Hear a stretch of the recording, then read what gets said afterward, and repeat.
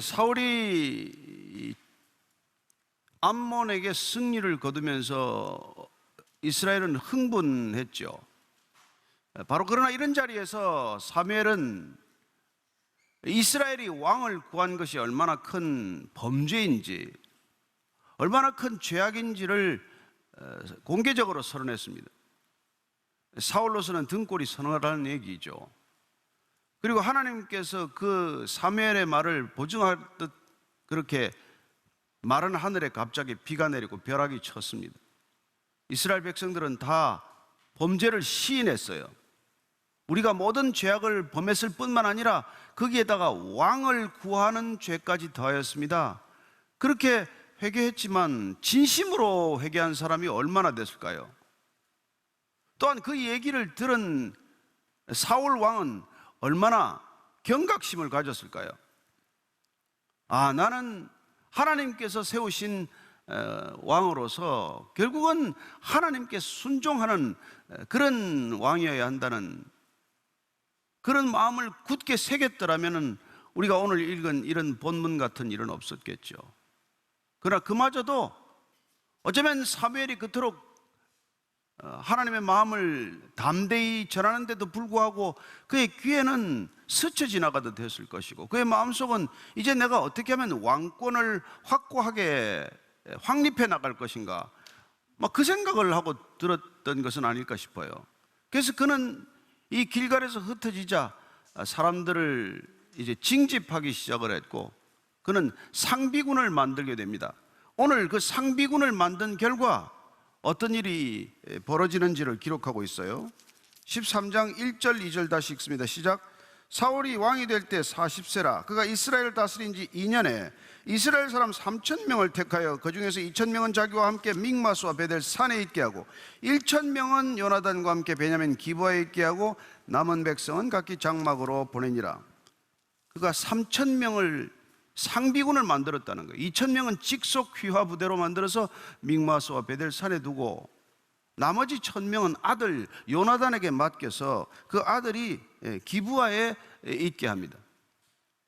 이런 포진은 예루살렘을 가운데 두고 남북으로 포진함으로써 블레셋에 대진을 하되 만약에 블레셋이 쳐들어오면 협공하겠다는 그런 어떤 전략적인 뜻을 담고 배치를 한 것이죠. 그러나 이제 보니까 아들 요나단이 벌써 1,000명의 부하를 지휘할 만큼 이렇게 성장했다는 것도 우리가 미루어 짐작할 수 있는 것이죠. 자, 3절 4절 읽습니다. 시작. 요나단이 게바에 있는 블레셋 사람의 수비대를 치매 블레셋 사람이 이를 들은지라. 사울이 온 땅에 나팔을 불어 이르되 히브리 사람들은 들으라 하니 온 이스라엘이 사울이 블레셋 사람들의 수비대를 친 것과 이스라엘이 블레셋 사람들의 미움을 받게 되었다 함을 듣고 그 백성이 길갈로 모여 사울을 따르니라. 요나단이 기브아에 이렇게 있으라고 했더니 그 기브아에서 북쪽으로 조금 있는 게바에 있는 블레셋 수비대를 먼저 친 것이에요. 오늘 보니까 이게 무슨 계획적으로 전쟁을 일으킨 것이 아니라는 것입니다. 전면전을 예상하고 전면전이 일어날 경우에 어떻게 전승해야 할 것인가에 대한 전략적인 모든 검토를 끝낸 뒤에 요나단이 지금 블레셋을 침공한 게 아니라는 거예요. 어쩌면 우발적 사건일 수도 있겠죠. 그러나 어쨌든 먼저 요나단이 블레셋을 친 거예요. 아버지 사울은 당연히 어떤 협공을 생각하면서 후속 조치를 취했을 것입니다. 그러나 급속히 긴장은 고조될 것이고 전면전을 향해서 치닫겠죠. 그래서 오늘 보니까 사울이 나팔을 전국에 불었다고 되어 있습니다. 이것은 경각심을 불러일으키는 것이고 준전시 상태를 선포하는 것이고 그리고 백성들에게 소집 명령을 내리는 것과 같은 효과를 지니고 있습니다. 자, 5절 6절 7절입니다. 시작. 블레셋 사람들이 이스라엘과 싸우려고 모였는데 병거가 3만이요 마병이 6,000명이요 백성은 해변에 모래같이 많더라. 그들이 올라와 벳아웬 동쪽 믹마스에 진침해 이스라엘 사람들이 위급함을 보고 절박하여 굴과 수풀과 바위 틈과 은밀한 곳과 웅덩이에 숨으며 어떤 이브리 사람들은 요단을 건너 갓과 길앗 땅으로 가되 사울은 아직 길갈에 있고 그를 따른 모든 백성은 떨더라. 이제 블레셋 사람들이 어쩌면 울고 싶은데 뼈 안 맞은 격이죠. 한번 단단히 이 이스라엘을 손보고 싶어 했었는데 먼저 건드려 왔으니까 얼마나 좋겠습니까?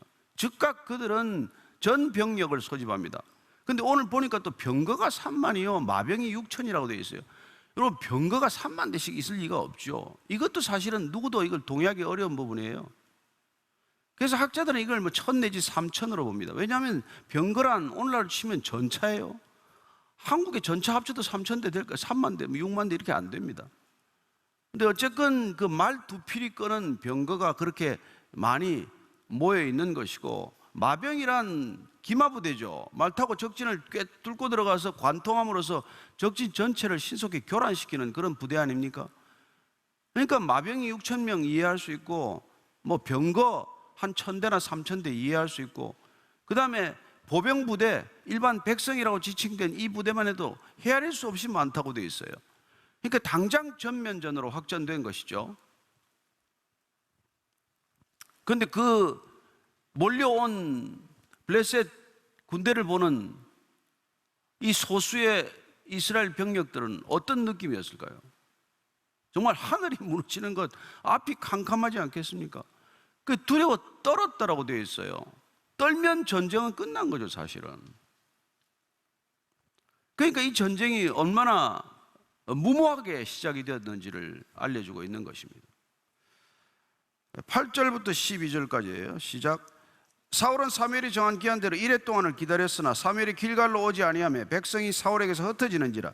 사울이 이르되 번제와 화목제물을 이리로 가져오라 하여 번제를 드렸더니 번제 드리기를 마치자 사무엘이 온지라. 사울이 나가 맞으며 문안하며 사무엘이 이르되 왕이 행하신 것이 무엇이냐 하니 사울이 이르되 백성은 내게서 흩어지고 당신은 정한 날 안에 오지 아니하고 블레셋 사람은 믹마스에 모였음을 내가 보았으므로 이에 내가 이르기를 블레셋 사람들이 나를 치러 길갈로 내려오겠거늘 내가 여호와께 은혜를 간구하지 못하였다고 부득이하여 번제를 드렸나이다 하니라.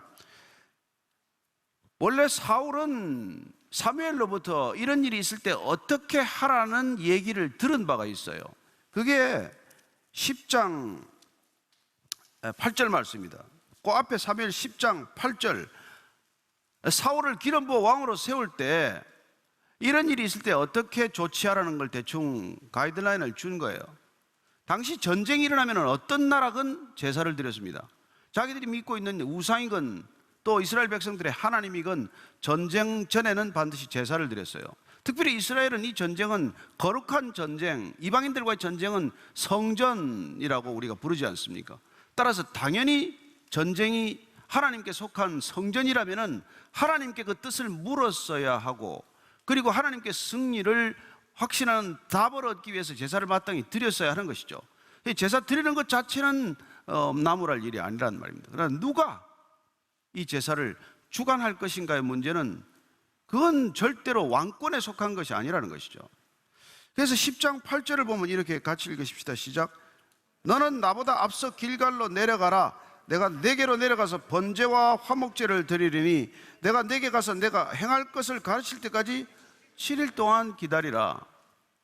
이 기간은 하나님께서 이 전쟁이 어떤 전쟁인지를 말씀해 주시는, 하나님이 전쟁을 하나님께 속한 전쟁으로 기억하게 하고 알려주는 기간이기도 하고, 또한 이스라엘 백성들 전체가 군사로서 하나님 앞에 하나님의 군대로 편성되는 시간이고 믿음을 가지고 준비하는 시간입니다.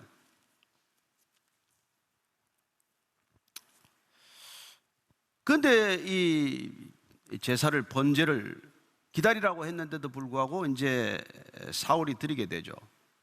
사울의 심정을 이해는 뭐 다 우리가 할 수 있습니다.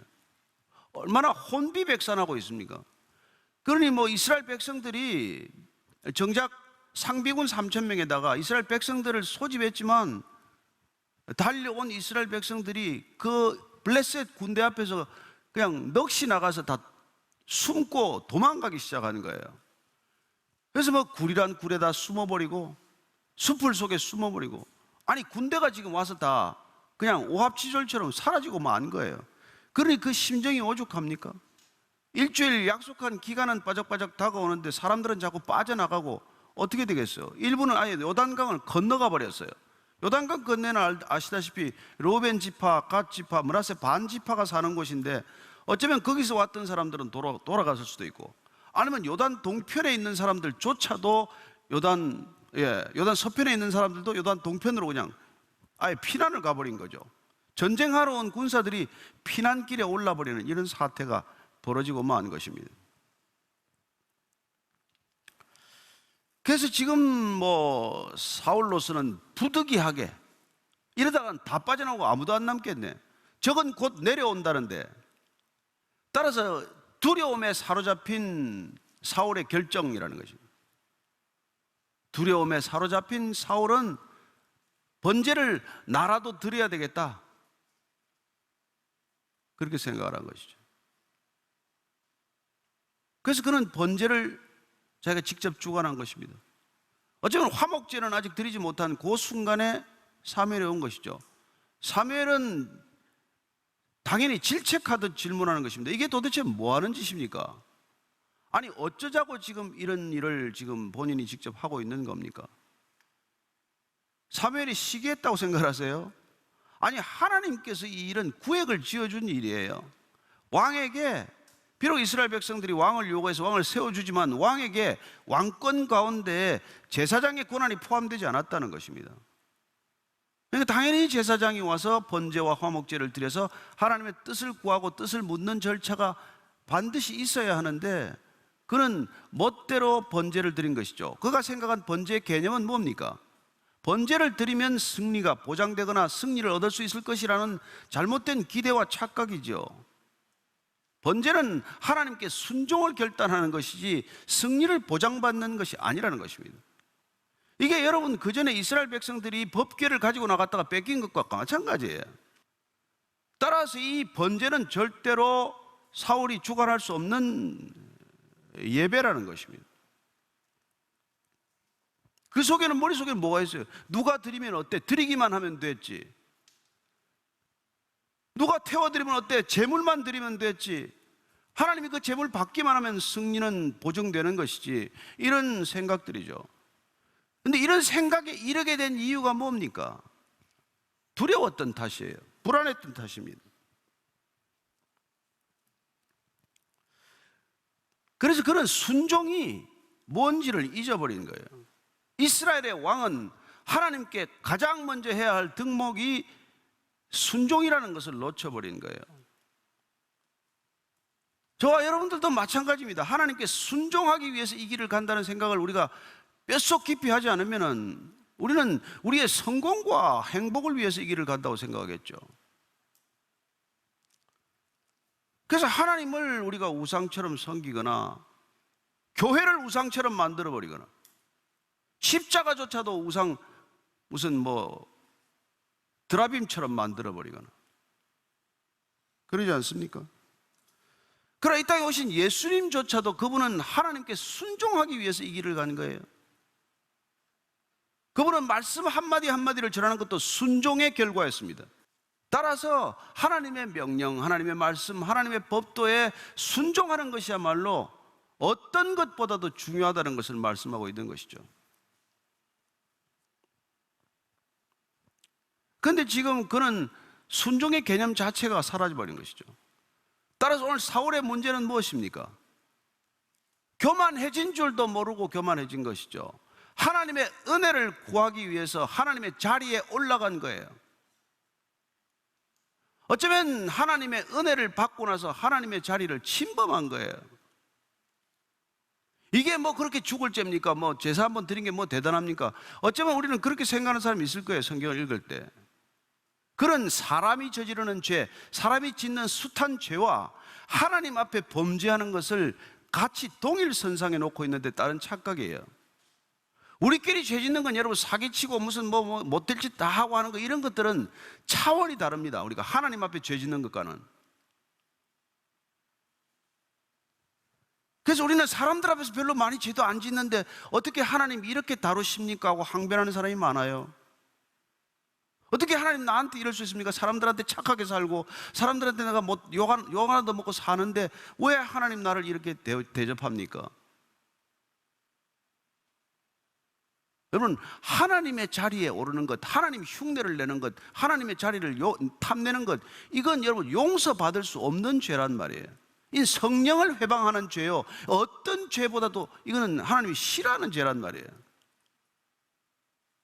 그게 예수님께서 오셔서 그 많은 죄인들을 용납하시되 바리새인과 대제사장이나 율법 학자들을 용서하지 않은 이유란 말이에요. 여러분 잘 이해가 됩니까? 이 사울은 지금 자기가 저지른 죄가 어떤 죄인지도 모르고 그게 얼마나 심각한 범죄 행위인지를 모르고 있다는 게 더 큰 문제란 말이에요. 적어도 이스라엘의 왕으로 세워진 사람이.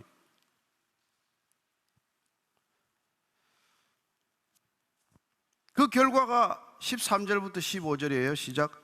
사무엘이 사울에게 이르되 왕이 망령되이 행하였도다. 왕이 왕의 하나님 여호와께서 왕에게 내리신 명령을 지키지 아니하였도다. 그리하였더라면 여호와께서 이스라엘 위에 왕의 나라를 영원히 세우셨을 것이거늘 지금은 왕의 나라가 길지 못할 것이라. 여호와께서 왕에게 명령하신 바를 왕이 지키지 아니하였으므로 여호와께서 그의 마음에 맞는 사람을 구하여 여호와께서 그를 그의 백성의 지도자로 삼으셨느니라 하고 사무엘이 일어나 길갈에서 떠나 베냐민 기브아로 올라가니라. 사무엘이 사울에게 지금 이렇게 말합니다. 왕이 망령되이 행하였도다. 망령되이 행하다는 것은 어리석고 고집스러운 행위를 말하는 것이죠. 주로 나이 든 사람의 특징 아닙니까? 남의 말 안 듣는 사람의 특징 아닙니까?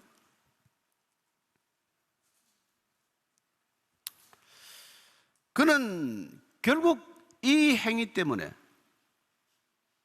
오늘 사무엘은 당신 나라가 결코 길지 못할 것이다, 그렇게 말합니다. 하나님께서는 이미 다른 사람을 마음에 두고 계신다. 왕이 가장 싫어하는 말이 뭡니까? 당신 왕위가 오래 가지 못할 것이다, 이 말이 제일 싫은 말이에요. 그죠? 더 싫은 말이 뭡니까? 다른 사람 이미 세웠대. 가장 듣기 싫은 말을 두 마디 듣게 돼요. 근데 무엇 때문에 이런 말을 듣게 됐는지 그가 얼핏 깨달았습니까? 그랬다면 상황이 달라졌겠죠. 그러나 우리가 잘 아는 대로 다윗은 어떻습니까? 다윗은 본인이 모든 것을 결정할 수 있는 시점에도 하나님께 뜻을 물었어요. 왜 그런 이렇게 됐을까요? 그는 광야를 10수년 전전하면서 모든 결정, 최후의 결정, 생사 여탈권이 하나님께 있다는 걸 너무나 피부로 경험했고 너무나 많은 경험을 한 사람이죠. 죽어도 수십 번을 죽어야 할 그가 살아있는 까닭도 하나님께서 살려주셨기 때문이고, 도대체 이스라엘의 왕이 될 자격이 조금이라도 없는 자기가 어떻게 왕이 될 수 있는가도 하나님께서 결정하신 것이라는 것을 뼈저리게 알았기 때문에 그는 결코 하나님의 자리에 올라가지 않으려고 결심한 바가 있는 거죠. 자, 15절 하반절부터 다시 읽습니다. 시작. 사울이 자기와 함께한 백성의 수를 세어보니 600명가량이라. 사울과 그의 아들 요나단과 그들과 함께한 백성은 베냐민 게바에 있고 블레셋 사람들은 믹마스에 진쳤더니 노략군들이 세대로 블레셋 사람들의 진영에서 나와서 한 대는 오브라 길을 따라서 수알 땅에 이르렀고 한 대는 벳호론 길로 향하였고 한 대는 광야 쪽으로 스보임 골짜기가 내려다 보이는 지역길로 향하였더라. 그전에 보니까 사무엘이 세대로 나누어서 암몬 나하스를 이렇게 쳐서 이기더니 이번에는 블레셋이 3대로 나누어서 왔다. 이 지역의 방향들을 보면 북쪽, 남쪽, 뭐 이렇게 동쪽, 서쪽, 북쪽 이렇게 나뉘어 왔어요. 그러면 이걸 이제 우리가 가서 좀 지리를 들여다보면 포위하겠다는 게 의도가 역연합니다. 완전히 포위해서 사로잡겠다는 그런 전략이에요. 그러니 이제는 뭐 아무 희망이 없는 거죠. 아무 희망이 없더라는 것을 뒤에 마치 추기처럼, 후기처럼 적어놓은 게 19절부터 23절까지예요. 같이 읽습니다. 시작. 그때 이스라엘 온 땅에 철공이 없었으니 이는 블레셋 사람들이 말하기를 히브리 사람이 칼이나 창을 만들까 두렵다 하였습니다. 온 이스라엘 사람들이 각기 보습이나 삽이나 도끼나 괭이를 벼리려면 블레셋 사람들에게로 내려갔었는데 곧 그들이 괭이나 삽이나 쇠스랑이나 도끼나 쇠채찍이 무딜 때에 그리하였으므로 싸우는 날에 사울과 요나단과 함께한 백성의 손에는 칼이나 창이 없고 오직 사울과 그의 아들 요나단에게만 있었더라. 블레셋 사람들의 부대가 나와서 믹마스 어귀에 이르렀더라.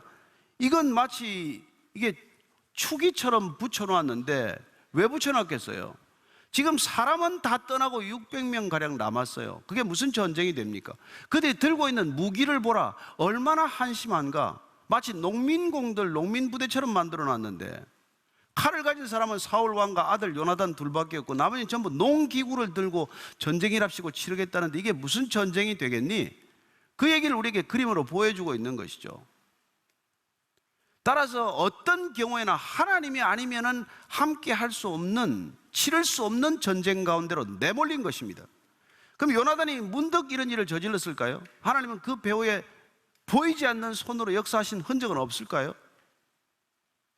자, 우리는 이 대목에서 이스라엘이 왜 이 가나안 땅에 들어왔는지를 한번 짚어볼 필요가 있다는 것입니다. 가나안 땅은 여러분 북쪽으로는 아수르요, 남쪽으로는 애굽이에요. 지금으로 치면 초강대국이 버티고 있습니다. 지중해 쪽으로는 블레셋이요, 막강한 군대입니다. 지금 이런 군대를 보십시오. 요단 동편으로는 에돔, 모압, 암몬, 아말렉, 하나도 간단한 족속들이 없어요. 근데 하나님께서는 이것 애굽에서 왜 이 백성들을 여기까지 인도하셨냐는 것입니다. 왜 이렇게 옴짝달싹 할 수 없는 곳에 이스라엘 백성들을 몰아넣었느냐는 것이에요. 이렇게 아무것도 없는 데다가 이렇게 가진 것이 없는 이스라엘 백성들을 도대체 여기에 무슨 맹수들의 밥으로 먹이로 던져주자는 것입니까? 무엇입니까? 이유가 뭐라고 생각을 하십니까? 하나님을 모르는, 하나님을 믿지 않는 이 열방 가운데 하나님이 택하신 백성을 던지듯 그곳에 거하게 하심으로 하나님의 백성이 어떻게 살아가는지를 보이게 하는 게 목적이란 말이에요. 아무것도 의지할 바 없는 이 이스라엘 백성들을 마치 맹수의 우리와도 같은 곳에 던져 넣음으로써 세상 사람들이 보기에는 살아날 조건이, 살아날 능력이, 살아날 비전이 하나도 없는 이 백성들이 어떻게 하나님의 도움으로 살 수 있는지를 보여드리는 것, 그게 하나님이 이스라엘 백성들을 부르신 이유요, 이곳으로 인도한 까닭이라는 것입니다. 따라서 저와 여러분들은 도대체 기댈 데가 없는 곳에 가 있어야 정상입니다. 왜 그곳에 가 계십니까? 혼자서 버틸 수 없는 곳이기 때문에 그곳에 둔 줄로 믿으시기 바랍니다. 의지할 바가 없는 그곳에서 하나님이 도우심을 경험하고 하나님이 도우시는 것을 그 하나님을 모르는 사람들이 보고 인정할 수밖에 없는 것을 하나님께서는 원하고 계신다는 것입니다. 그게 이스라엘 백성들이 이 땅에 온 이유요, 우리를 부르신 이유라는 것을 반드시 기억해야 합니다. 그걸 잊어버리면, 그걸 놓쳐버리면, 그걸 까마득히 까먹고 그들처럼 되고자 하고 그들처럼 살고자 하고 그들 방식대로 싸우고자 하면 이길 길이 없는 것을 기억하셔야 합니다. 따라서 우리는 시편의 이런 기자의 고백을 하나님께서는 가장 기뻐하신다는 것을 기억하십시오. 시편 84편 10절 11절 읽고 마치겠습니다. 시작. 주의 궁정에서의 한 날이 다른 곳에서의 첫날보다 나은즉 악인의 장막에 사는 것보다 내 하나님의 성전 문지기로 있는 것이 좋사오니 여호와 하나님은 해요 방패이시라. 여호와께서 은혜와 영화를 주시며 정직하게 행하는 자에게 좋은 것을 아끼지 아니하실 것임이니이다. 아멘. 세상에 그 어떤 곳에서 첫날 사는 것보다도 하나님의 성전의 장막에 하루 사는 것을 택하는 저와 여러분이 되기를 축복합니다. 이런 고백이 터져 나오는 것을 하나님은 원하고 계신다는 거예요. 이런 고백을 통해서 살아계신 하나님이 증거될 줄로 믿으시기 바랍니다. 따라서 저와 여러분들은 어디를 가나 아무도 돕는 자가 없어야 당연한 줄로 여기십시오. 그곳에 무릎 꿇고 손들고 날마다 부르짖어서 하나님께서 어떻게 도와주시는지를 여러분이 직접 경험하시고, 그리고 여러분들이 살아가는 방식이 도대체 이해가 안 될 때 살아계신 하나님이 드러날 수 있다는 것을 믿으시기 바랍니다.